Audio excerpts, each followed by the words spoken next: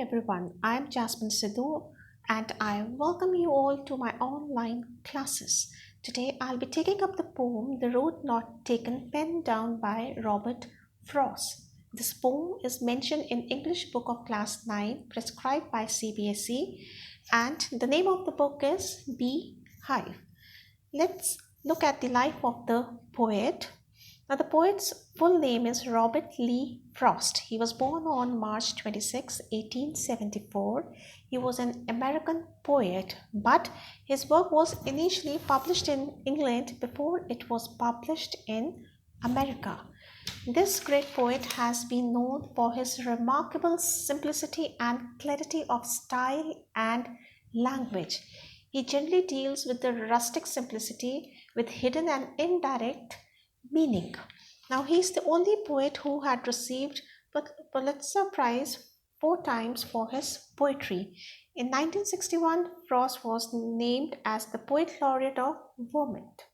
He died on 29 January 1963. And now, if we talk about this poem written by him, it was first published in 1960. Now, what theme the poet is trying to bring forward is he is talking about the road. Now, the road is the symbol of the choice made by us in our life. He tries to tell us that it's human nature that we always regret for the path or the choice which we don't choose. We always look to the other side, the side which we have left behind. But he is trying to tell us that once the decision has been taken, you cannot undo it. We should accept the challenges of life. And the most important message which he's trying to give to the audience is that life is a continuous journey with ups and downs. It's not a cakewalk that every time it will be offering good exposure, good experiences to you. It comes with negative experiences also. But the most important thing that we need to understand is that we should keep on moving. We should not be stagnant at a point. Whether the choice is right or the correct, we should always look out for the solution to move ahead for a successful life in future. And we need to remember one more important thing is whatever choices we make in our life, it has the impact over our future life. Now, how he has penned down the rhyming scheme of the poem is very simple. It is A, B, A, A, B. I'll explain you in the further slides. Now, before beginning with the poem, let's have a quick look at the poetic devices which has been used here in the poem. Now, the first poetic device is metaphor. It is a figure of speech in which two unlike objects are compared by identification or by substitution of one by another. Here, the fork in the road is the metaphor for choices in a man's life. Now, the second device which we are using here is anaphora. What is anaphora? It is basically the repetition of a word or words at the beginning of successive phrases, clauses, or lines to create a sonic effect. You can see the example. I've penned down the second, third, and fourth line of the first paragraph, and here we can see and is being repeated to give an artistic effect to the poem. The third is alliteration. Alliteration is basically repetition of identical initial consonant sounds in successive or closely associated syllables with a group of words, even those spelled differently. Now, here the example of alliteration is wanted, where W sound is being repeated. And then we have the fourth device over here, repetition. Let me tell you, this wanted where is alliteration plus it is a personification also over here. Why personification? Because this wanted where has been used for the road. Personification is when they give human qualities to the inanimate objects. Now, road cannot, wish.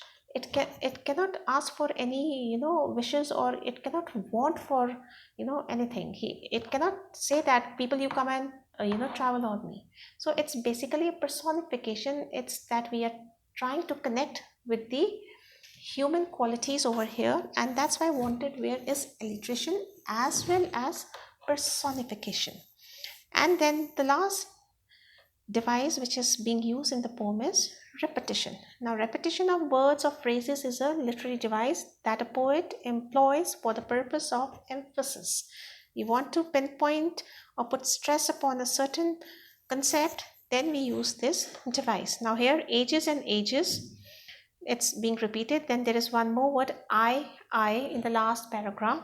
And then if we see two roads diverged in a wood is also a sentence which is repeated in stanza 1 and 4. In stanza 1, it is saying two roads diverged in a yellow wood. And in the last stanza, paragraph 4, it is saying two roads diverged in a wood.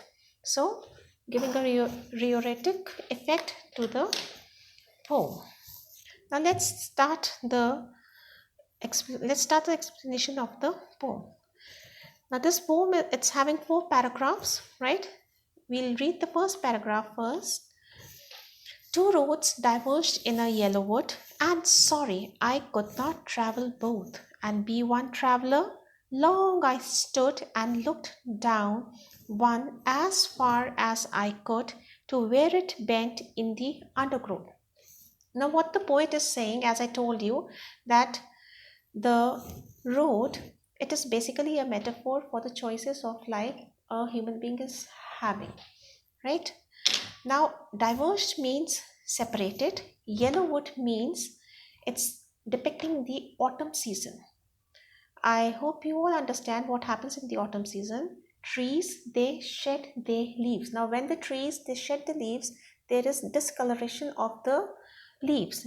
It appears to be little brownish yellowish in appearance. So it is being used over here, yellow wood. That means there were two roads and they were separating into two different directions, and it was covered with the yellow leaves.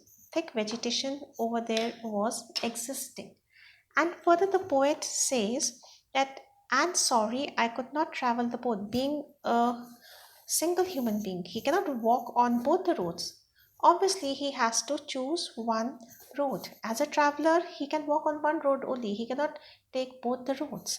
And to choose that road, he looked down as far as his eye could see, and as far as he could see, he saw that the two roads were going into different direction, and it was curving after going certain kilometers. And by the end, till the point where he could easily see, he could easily see was that there was a undergrowth. Undergrowth means thick vegetation, dense growth of shrubs and other plants. So he could see at the end of the road that it is forest. On contrary, the poet is trying to tell us that in every human being's life there comes a point when you are standing at a fork. Fork means the crossing point, and you have choices to choose. From those choices you have the privilege, and when you come across such thing you have to select for the choice. And for selection of the choice you need to see the pros and cons of that choice, and then you should go for that choice without scrutinizing. Picking up a choice can prove to be hazardous for you, right? So similarly, he was standing at the fork of the road, he was looking at both the roads, and he was critically analyzing which road he should choose, and he should start with his journey. If you see this and second, third and fourth line, and I explain you the anaphora over here, right? Now let's see the second paragraph. In the second paragraph, the poet says, then took the other as just as fair, and having perhaps the better claim, because it was grassy and wanted wear. Though as for that, the passing there had warned them really about the same. Now the poet over here says that after, scrutinizing the road, he eventually chose one road. And why he chose that road? Because he says that the second road was seeming to be just as fair. As fair means a good option, and it was having a better claim, means it was offering better perspective to walk over that road. And why he was inclined to that road? Because it was grassy. Grassy over here means unused. And wanted, where as I explained you, it is personification plus alliteration. But in literal sense, wanted where means that nobody has used this road. Though as for that, the passing there had warned them really about the same. He says that when he started walking towards that road, he felt that many people have trodden this road. It's not that it is totally unused, but yes, he found that claim to be a better one for him because he was adventurous, he loved taking risks, he loved taking challenges in his life. So he decided to walk over this untrodden road, right? Similarly, if I give you the example, many times when you have to pick up a stream for yourself, if you have both your parents as doctors, right, or you have both the parents as engineer in your house, you always have a pressure from them that our son or our daughter should take the same stream. Now that same stream is the trodden road. Trodden means walked, because your parents have seen that profession, they have seen the education of that stream, and they feel very comfortable that a child will adjust and adapt because that stream is good for you, right? But the other shade of the personality is when the child wants to go in totally opposite direction of the parents. Sometimes parents are doctor, but the child wants to become a journalist, or the child wants to go into commerce stream because that seems to be more tempting to him. So when you go in the opposite direction, the road which is not explored, the choice which is not much explored by your near and dear ones, you get the, you know, feeling that when you will walk on that road, you will be successful. Now that decision of walking on the different stream is taking the untrodden road, because that path has not been tried and tested by your parents or your relatives. That's relatively a new stream for you, for them. So that becomes the untrodden part, and you want to choose that because you want something new experience in your life. So similarly, the poet, he was adventurous and he wanted to explore the other option, taking risk in his life, right? So let's see the third paragraph. The third paragraph says, and both that morning equally lay in leaves no step had trodden, black trodden, as I explained you, walked. Oh, I kept the first for another day, yet knowing how way leads on to way, I doubted if I should ever come back. Now the next morning, when he was about to commence his journey, he again looked at both the roads. That morning, both the roads were looking welcoming, both the roads were inviting him. Why? Because over there, the leaves which had fallen the previous night, they had not been crushed. Nobody had walked over the roads. Now, for example, if you get up early morning by 5 o'clock or 6 o'clock, you see the road. The roads doesn't have too much of traffic on it, right? You can easily see that because there is no traffic, the road seems to give a welcoming look, right? Slowly as the, day starts, then we start noticing the flow of the traffic. So that very morning, when he was about to commence the journey, he was having that experience only, that nobody had stepped on both the roads. So both the roads were seeming to be good for him, but he preferred to stick to his decision. He has taken the decision one day prior that he will take the untrodden path. So he sticked to that decision, and somewhere in his heart he said that I'll keep the first one for another day.